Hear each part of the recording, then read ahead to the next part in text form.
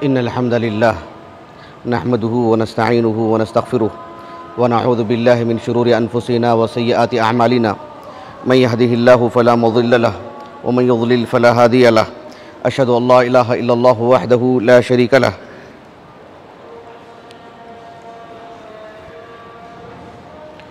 وأشهد أن محمدًا عبده ورسوله يا أيها الذين آمنوا اتقوا الله حق تقاته ولا تموتن إلا وأنتم مسلمون يا أيها الناس اتقوا ربكم الذي خلقكم من نفس واحدة وخلق منها زوجها وبث منهما رجالا كثيرا ونساء واتقوا الله الذي تساءلون به والأرحام إن الله كان عليكم رقيبا يا أيها الذين آمنوا اتقوا الله وقولوا قولا سديدا يصلح لكم أعمالكم ويغفر لكم ذنوبكم ومن يطيع الله ورسوله فقد فاز فوزا عظيما أما بعد فإن خير الحديث كتاب الله وخير الهدي هدي محمد صلى الله عليه وسلم وشر الأمور محدثاتها وكل محدثة بدعة وكل بدعة ضلالة وكل ضلالة في النار۔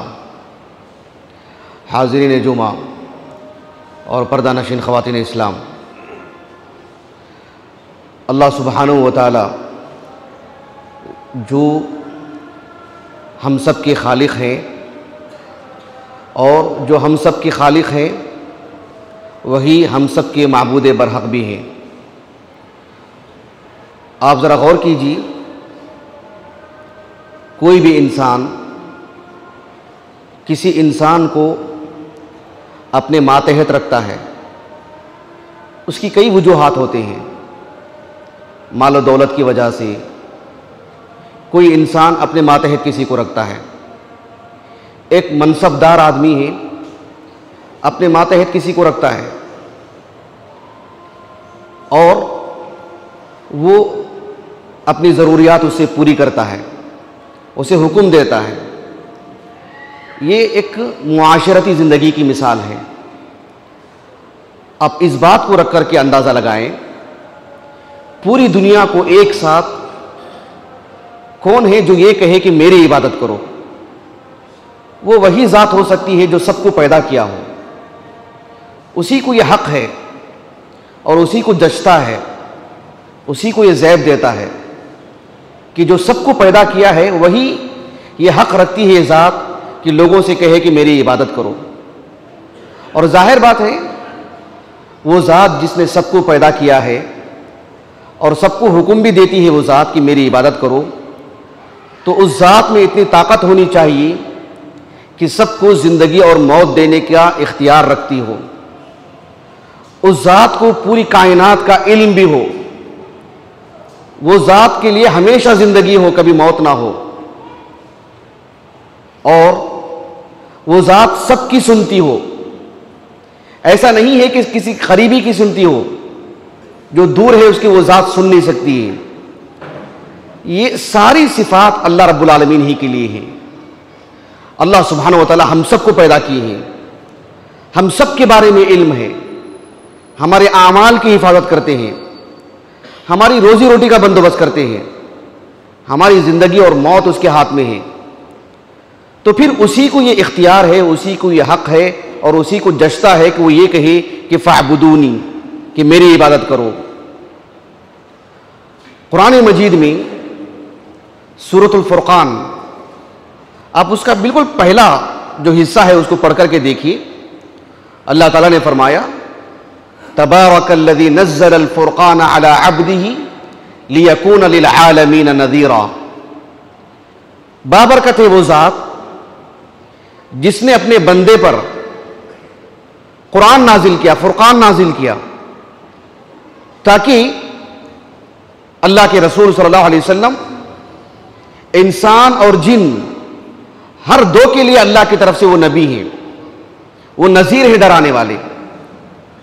اس پہلی آیت کریمہ میں جو بات اللہ نے کہی کہ اللہ نے محمد کو نبی بنایا صلی اللہ علیہ وسلم اور اللہ کے رسول پوری دنیا کے انسانوں کے لیے اور پوری دنیا کے جن کے لیے آپ اللہ کے نبی ہیں، اتنا بڑا آرڈر، اتنی بڑی بات، کیا کسی انسان میں اتنا دم ہے یہ بات کہنے کے لیے کہ میرا آدمی ہے اور پوری دنیا اس کو مانے؟ اگر کوئی نہیں مانے گا تو اس کو عذاب دیا جائے گا، اگر کوئی مانتا ہے تو اسے ہمیشہ کی جنت دی جائے گی. ہے کسی میں اتنا دم؟ یہ اتنا وزن کس میں ہوگا؟ صرف اللہ میں.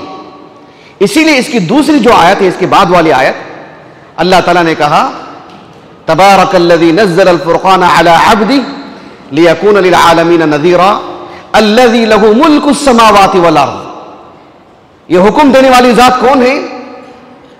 جو زمین و آسمان اور اس کے درمیان کی سب چیزوں کی مالک ہے. وہ ذات، وہ حکم دے رہا ہے، وہ ذات حکم دے رہی ہے. تب بات جا کے بات سمجھ میں آتی ہے. حکم دینے والی ذات کون ہے؟ ایرے خیرے کی طرف سے نہیں. حالانکہ اللہ کے رسول صلی اللہ علیہ وسلم ایک یتیم ہے، یتیمی کی زندگی نکالی آپ نے. مال و دولت میں بھی کوئی بڑا معاملہ نہیں تھا آپ کا، نہ آپ مکے کی کسی گلی کے منصب دار تھے. ہاں، اللہ کے رسول نے لوگوں کے دلوں پہ راج کیا، لیکن کسی گلی کے آپ منصب دار نہیں تھے، آپ حاکم نہیں تھے آپ. لیکن اتنا بڑا حکم کہ پوری دنیا آپ کی اتباع کرے، آپ کو مانے، اور آپ جو کہتے ہیں اس پر عمل کرے. یہ کون دے سکتا ہے اتنا بڑا حکم؟ اندازہ لگائیے. اللہ نے کہا الذی لہ ملک السماوات والارض، زمین و آسمان اور اس کے درمیان کی جتنی چیزیں ہیں سب کا جو مالک ہے اس کی طرف سے حکم ہے. پھر تو بات بنتی ہے. وَلَمْ يَتَّخِذْ وَلَدًا، اس کی کوئی اولاد بھی نہیں ہے. وَلَمْ يَكُنْ لَهُ شَرِيكٌ فِي الْمُلْكِ، اس کی اس ملکیت میں، حکمرانی میں، پوری کائنات کی حکمرانی میں کوئی شریک نہیں اس کا. اگر کوئی شریک ہو تو اس کا اپنا ایک الگ حکم ہوگا. اس کے لیے کبھی کوئی اس میں شراکت نہیں کسی کی. اس کے بعد اللہ نے کہا وَخَلَقَ كُلَّ شَيْءٍ، ہر چیز کو اللہ ہی نے پیدا کیا ہے. فَقَدَّرَهُ تَقْدِيرًا، ہر چیز کو ایک اندازے سے اللہ نے پیدا کیا ہے، کسی میں اونچ نیچ نہیں. اتنا تعارف کروایا اللہ رب العالمین نے. ایسی ذات جب کہتی ہے کہ میری عبادت کرو، پھر تو حق ہے کہ اس ذات کی عبادت کی جائے. اللہ سبحانہ و تعالی ہی عبادت کے قابل ہے، اس لیے کہ زمین و آسمان کی ملکیت اللہ کے ہاتھ میں ہے. اس لیے یہ بات اللہ نے کہی تاکہ دنیا کا ہر انسان کسی اور انسان سے خوف کھائے بغیر، کسی اور انسان کے لالچ میں آئے بغیر، کسی اور انسان کے سامنے جھکے بغیر، کہ چونکہ میری موت اور حیات اللہ کے ہاتھ میں ہے، میرا رزق اللہ کے ہاتھ میں ہے، میری عافیت اللہ کے ہاتھ میں ہے، میری عزت اللہ کے ہاتھ میں ہے، میری نجات اللہ کے ہاتھ میں ہے، تو پھر مخلوق کا ڈر، مخلوق کی لالچ، مخلوق کے لیے کرنے کا جو اس کے اندر جو کیفیت ہوتی ہے، ان سب سے بالا تر ہو کر اس ذات کی بات کی جائے. یہ مقصود ہے اس آیت کریمہ میں. اسی لیے اللہ تعالیٰ نے قرآن مجید میں جگہ جگہ پر اپنے خزانے کا ذکر کیا، اپنے خزانوں کا ذکر کیا. اللہ تعالیٰ نے اپنے خزانے کا تعارف کروایا کہ ذرا اللہ کے خزانے میں تو دیکھو کہ اللہ سبحانہ و تعالیٰ کی جو اتنی عظیم کائنات ہے، اس پر کتنا کنٹرول ہے اللہ رب العالمین کا. اللہ تعالیٰ نے فرمایا سورۃ الملک میں پہلے آیت کریمہ تبارک الذی بیدہ الملک وہو علی کل شیء قدیر. اللہ رب العالمین نے پوری کائنات کو اللہ کے ہاتھ میں، اللہ سبحانہ و تعالیٰ کے ہاتھ میں ہونے کی بات کہی. یہ پوری کائنات اللہ کے ہاتھ میں ہے. اللہ سبحانہ و تعالیٰ نے کہا کہ وہو علی کل شیء قدیر، ہر چیز پر اللہ رب العالمین قادر ہے. اتنی بڑی بات کیا اللہ کے رسول کہہ سکتے ہیں؟ آپ صلی اللہ علیہ وسلم پر جو لوگ ایمان لے کر کے آئے تھے وہ سب مل کر کے یہ بات کہہ سکتے ہیں؟ پوری دنیا کے مسلمان کیا یہ بات کہہ سکتے ہیں کہ فلاں صاحب کے ہاتھ میں پوری دنیا کی ملکیت ہے اور سب پر ان کا کنٹرول ہے اور ان کو طاقت ہے؟ اللہ نے کہا کہ نہیں، تبارک الذی بیدہ الملک وہو علی کل شیء قدیر. اللہ سبحانہ و تعالی پوری کائنات پر مالک ہیں، لیکن اللہ رب العالمین کی ملکیت پر، اللہ تعالیٰ کے بادشاہ ہونے پر، اس کے مالک ہونے پر رتی برابر بھی حرف نہیں. کوئی جانور نہیں کہہ سکتا کہ میری تخلیق میں جو ہے، میری بناوٹ میں جو ہے اونچ نیچ ہو چکی ہے. کوئی درخت نہیں کہہ سکتا ہے، کوئی پانی کا قطرہ نہیں بتا سکتا، ہوا نہیں کہہ سکتی یہ چیز، آسمان اور زمین یہ نہیں کہہ سکتے. کوئی انسان نہیں کہہ سکتا کہ مجھے یہاں کیوں پیدا کیا گیا, مجھے وہاں کیوں نہیں پیدا کیا گیا, مجھے وہ ماں باپ سے پیدا کیا جاتا, یہ ماں باپ سے کیوں پیدا کیا گیا ہے, میں آنے والے زمانے میں پیدا ہوتا, میں مدینے میں پیدا ہوتا, یا اللہ کے رسول کے زمانے میں پیدا ہوتا, یا میں جو ہے مرد ہوتا. کوئی کہتے کہ نہیں میں عورت ہوتی, میں کچھ اور ہوتا. کوئی نہیں کہہ سکتا کہ میری تخلیق میں, میری بناوٹ میں اونچ نیچ ہوئی ہو. اسی لیے اللہ تعالیٰ نے کہا سورۃ الجمعہ میں پہلی آیت کریمہ, یسبح للہ ما فی السماوات و ما فی الارض. اس کے بعد اللہ نے کیا کہا, الملک, الملک القدوس العزیز الحکیم. الملک کے ساتھ اللہ نے القدوس کہا. اللہ الملک ہے تو اللہ القدوس بھی ہے, یعنی وہ بحیثیت ملک, اس میں رتی برابر بھی کوئی عیب نہیں, کسی پر ظلم نہیں کیا اس نے, کسی میں کمی نہیں کی اس نے. اللہ سبحانہ و تعالیٰ کی ملکیت ایسی ہے کہ القدوس ہے وہ, اور اتنی عظیم کائنات ہے, کیا جھول ہے اس میں, ڈر ہے اللہ کو اس میں, کسی کا ڈر ہے, کسی سے متعلق کوئی خدشہ ہے, کہا کہ العزیز, سب پہ غالب ہے رب العالمین, کسی کا ڈر نہیں اس کو. اللہ سبحانہ و تعالیٰ اپنی اس ملکیت میں علم, دین, مال, منصب, خوبصورتی, پیسہ, زندگی, عزت, سب کو حساب سے بانٹ کے دیتے ہیں. وہ اللہ بہتر جانتے ہیں. اسی لیے اللہ نے کہا الحکیم, الملک القدوس العزیز الحکیم. اللہ کا ہر فیصلہ حکمت پر مبنی ہوتا ہے, اور جو ایسی ذات ہوگی وہ قابل تعریف. اللہ نے سورۃ التغابن کی پہلی آیت میں کہا یسبح للہ ما فی السماوات و ما فی الارض لہ الملک و لہ الحمد. پوری کائنات کی ملکیت اسی کے ہاتھ میں ہے, تو ایسی ذات قابل تعریف ہے, اسی کے لیے الحمد ہے. وہو علی کل شیء قدیر. فتعال اللہ الملک الحق. سورۃ المومنون کے آخر میں اللہ نے کہا ایسا بادشاہ جو بلند و بالا ہے, حق ہے, سچ ہے, تو ایسے ذات کی عبادت ہونی چاہیے. اللہ تعالیٰ نے لوگوں کو اپنے سے جوڑ کے رکھا کہ انسان انسان کے بل بوتے پر نہ جیے.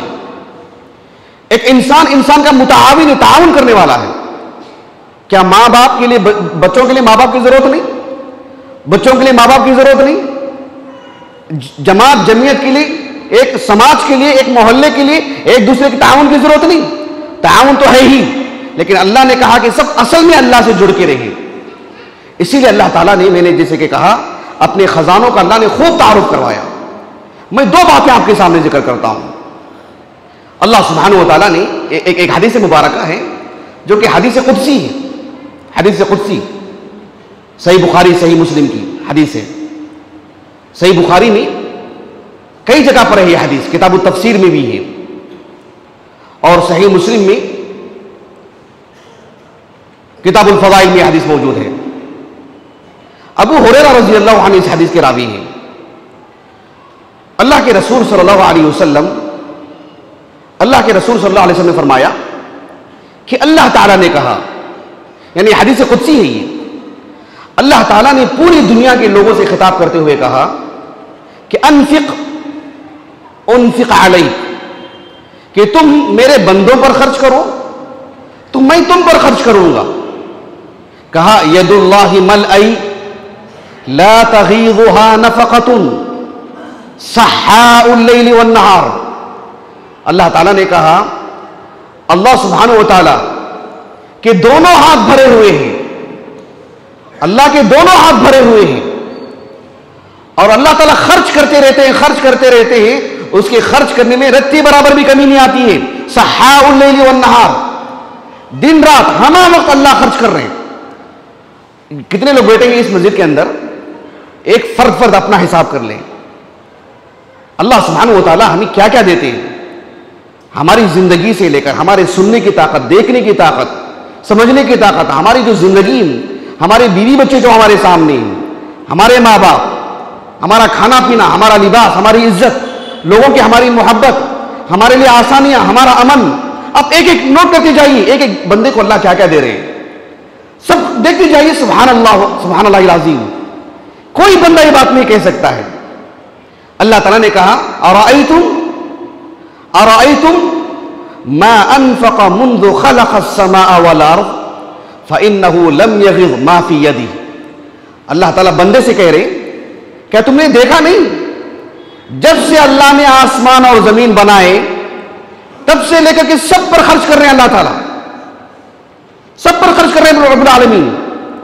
حشرات الارض، چھوٹے موٹے کیڑے جو ہوتے ہیں، سمندر کی مچھلیاں ہوتی ہیں، پھر اور کتنے ایسی مخلوقات ہیں اللہ تعالیٰ کی، اللہ سبحانہ و تعالیٰ سب کو ان کی ضرورتیں برابر پوری کر رہے ہیں۔ اور کہا فَإِنَّهُ لَمْ يَغِضْ مَا فِي يَدِهِ، اس کے ہاتھ میں جو خزانے ہیں اس میں رتی برابر بھی کمی نہیں ہے۔ خزانوں کا اندازہ لگائیے اللہ تعالیٰ کا۔ کیوں بتائیں اللہ تعالیٰ نے یہ؟ کیوں بتائیں اللہ رب العالمین نے؟ کس سے بتا رہے ہیں اللہ رب العالمین نے؟ یہ اللہ نے ہم سے کہا ہے تاکہ ہم اللہ سے لو لگائیں، اللہ سے تعلق رکھیں، خزانے رب العالمین کے ہیں۔ ایک حدیث مبارکہ ہے صحیح مسلم کی، اور بہت طویل حدیث ہے، وہ بھی حدیث قدسی ہے، صحیح بخاری میں نہیں ہے، صرف صحیح مسلم میں ہے۔ ابو ذر الغفاری رضی اللہ عنہ وہ کہتے ہیں اللہ کے رسول صلی اللہ علیہ وسلم نے فرمایا کہ اللہ تعالیٰ نے اپنے بندوں سے کہا، اور بہت ساری باتیں ہیں اس حدیث کے اندر، میں میرے موضوع سے متعلق جو بات ہے وہ میں آپ کے سامنے رکھوں گا۔ اللہ سبحانہ و تعالیٰ بندوں سے کہتے ہیں لو ان اولکم وآخرکم، یعنی جو تم انسان ہیں، جو سب سے پہلا شخص ہے آدم علیہ السلام، اللہ کے نبی، اللہ کے بندے، ایک انسان، سب سے پہلے انسان، اور سب سے آخر میں آنے والے انسان، یا مان لیجیے کہ جب اللہ کے رسول نے یہ حدیث سنائی اس وقت جو سب سے چھوٹے تھے، جس کی ولادت ہوئی تھی، اور آج ہم آپ کو حدیث سنا رہے، آج کے اعتبار سے بھی رکھ لیجیے آپ، یہ شریعت قیامت تک کے لیے آخری میں جو انسان پیدا ہوگا، جو بھی، اللہ نے کہا کہ لو ان اولکم وآخرکم، تم میں کا سب سے پہلا شخص اور سب سے آخری شخص، وانسکم وجنکم، تم میں کے سارے انسان، سارے جن، یہ کہتے ہوئے مجھے ہیبت ہو رہی ہے، یہ کہتے ہوئے میرے دل میں لرزہ طاری ہو رہا ہے، کیونکہ یہ صرف خالق کو جچتا ہے، یہ دنیا کا کوئی انسان یہ بات نہیں کہہ سکتا ہے، کسی میں اتنا دم خم نہیں ہے کہ کوئی بات کہہ سکے۔ اللہ سبحانہ و تعالیٰ کہتے ہیں کہ لو ان اولکم وآخرکم انسکم وجنکم، تم میں کا پہلا اور آخری شخص، تم میں کے سارے انسان، سارے جن، قاموا فی صعید واحد، ایک چٹیل میدان میں سب کھڑے ہو جائیں، سب کے سب جمع ہو جائیں، فسألونی، اور اس میں ایک ایک کر کے سب مجھ سے پوچھتے جائیں، اس کو کیا چاہیے، اس کو کیا چاہیے، اس کو کیا چاہیے، فأعطیت کل انسان مسألتہ، اور ہر انسان کو جو اس نے پوچھا ہے، ہر جن کو جو اس نے پوچھا ہے، سب اسے دے دیا جائے۔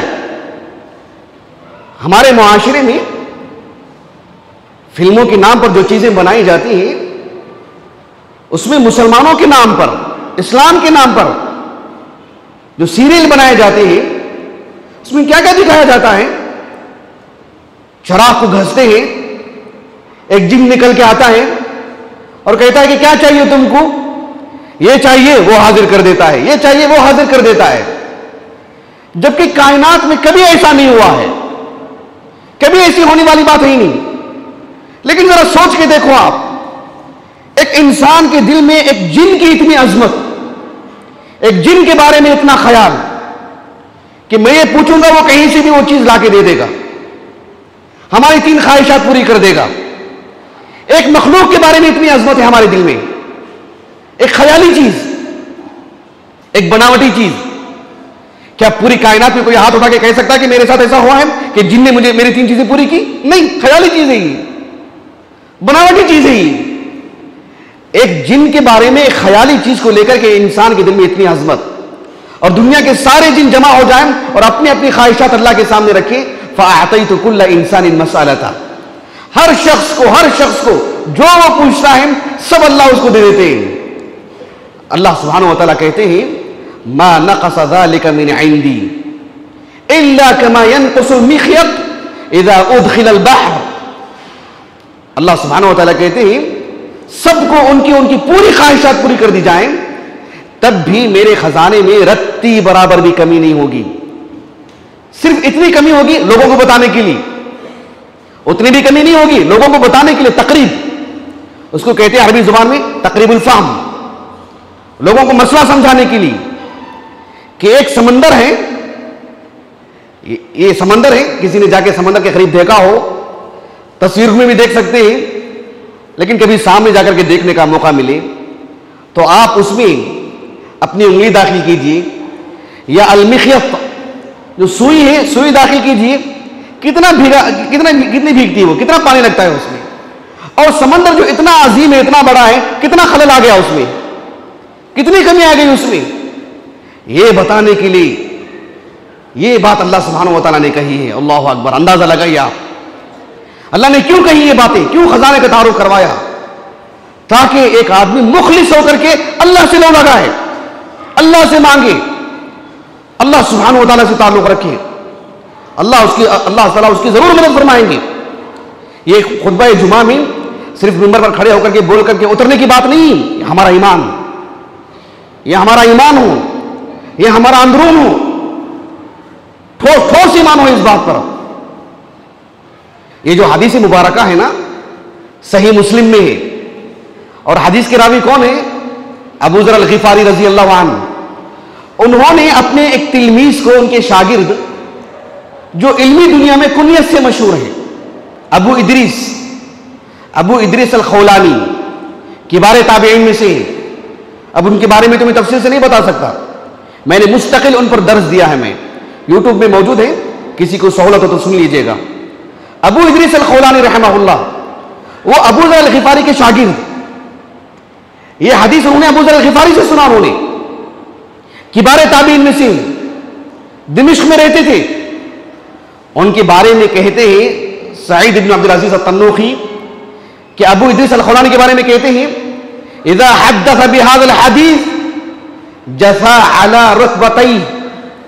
ابو ادریس الخولانی ابو ذر الغفاری سے اس حدیث کو سنا، انہوں نے جب انہوں نے اس حدیث کو لوگوں کو سنایا تو سیدھا بیٹھتے نہیں تھے، گھٹنوں کے بل بیٹھ جاتے تھے، ہیبت کی وجہ سے، اللہ کی عظمت کی وجہ سے کہ اللہ سبحانہ و تعالیٰ اسی ذات ہے، اتنی بڑی بات۔ جثى على ركبتيه، گھٹنوں کے بل بیٹھ جاتے ڈر کے مارے کہ یہ اللہ کی ذات ہے، اللہ کو جشتا ہے یہ، سبحان اللہ۔ غور کیجیے آپ، اللہ تعالیٰ نے اپنے خزانوں کا ایسا تعارف کروایا۔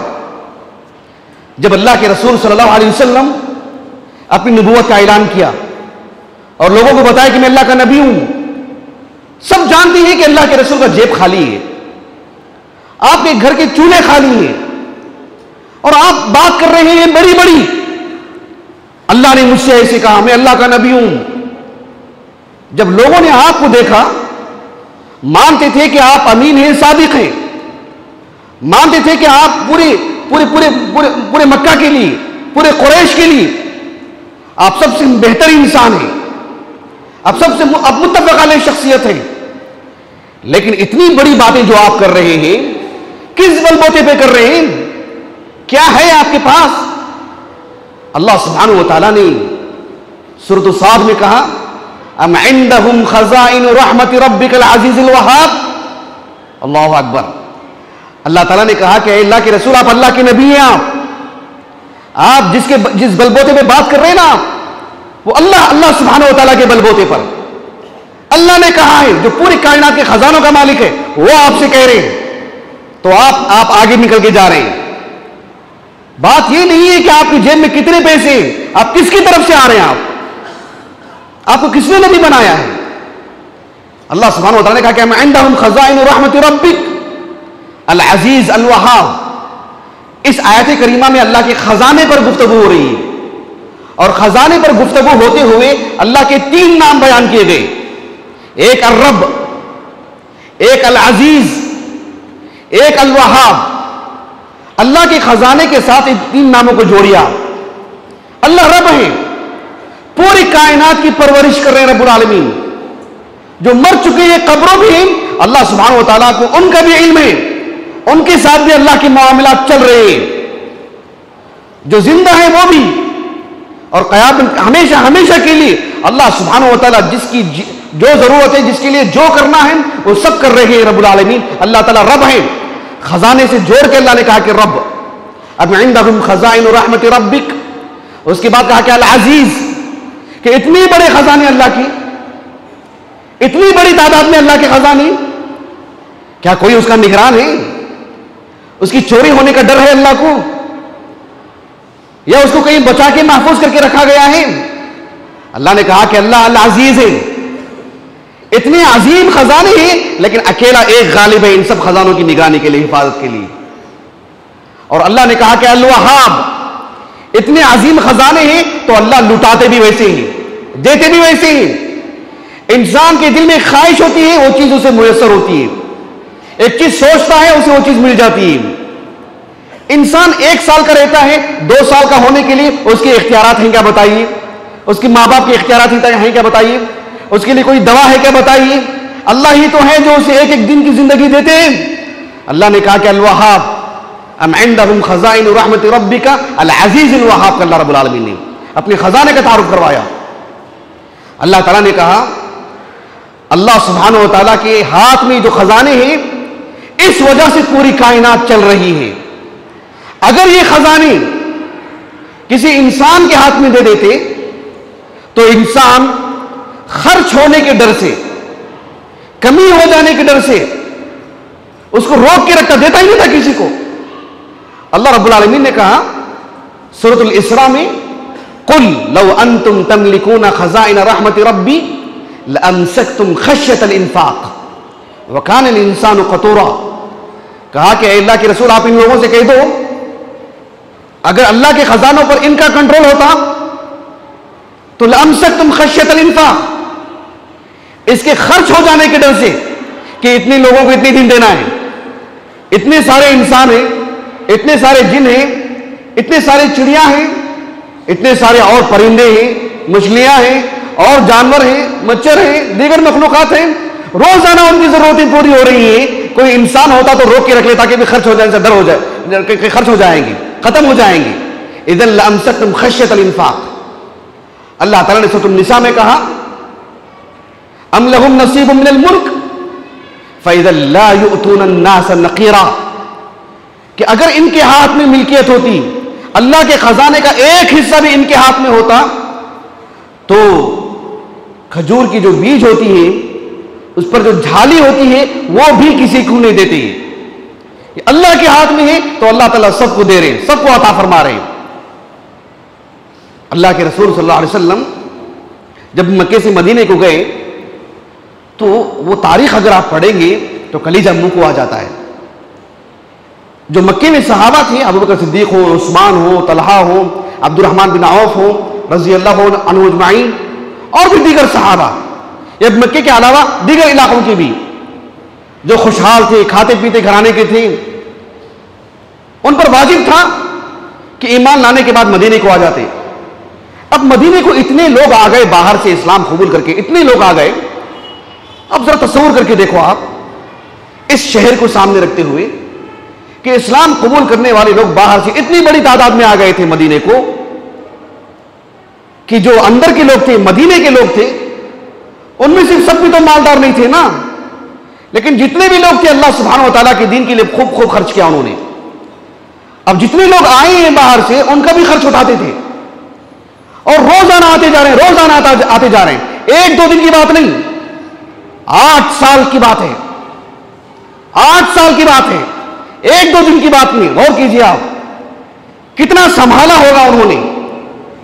ایسی صورت میں مدینے کے اندر کے کچھ منافقین نے اللہ کے رسول صلی اللہ علیہ وسلم اور آپ کے وہ صحابہ جو ہجرت کر کے قربانی دے کر کے آئے تھے، ان کے بارے میں نازیبا باتیں کہیں، اور چونکہ جو منافقین تھے وہ سب مدینے کے ہی تھے، مدینے کے ہی تھے۔ ان لوگوں نے کہا کہ آج ہم ان پر خرچ کر رہے ہیں، یعنی محمد پر صلی اللہ علیہ وسلم اور ان کے اصحاب پر خرچ کر رہے ہیں، تو آج دیکھو سردار بنے بیٹھے ہیں، یہ آگے نکلتے جا رہے ہیں، ان پر پیسہ خرچ کرنا کم کر دو، پیسہ روک لگاؤ ان پر، ابھی مت دو ان کو، پھر دیکھو جو باہر سے آئے باہر نکل کے بھاگیں گے۔ اللہ سبحانہ و تعالیٰ نے آیت نازل کر دی، اور اللہ تعالیٰ نے کہا سورۃ المنافقون میں کہ ہم الذین یقولون لا تنفقوا، ہم الذین یقولون لا تنفقوا علی رسول اللہ حتی ينفضوا.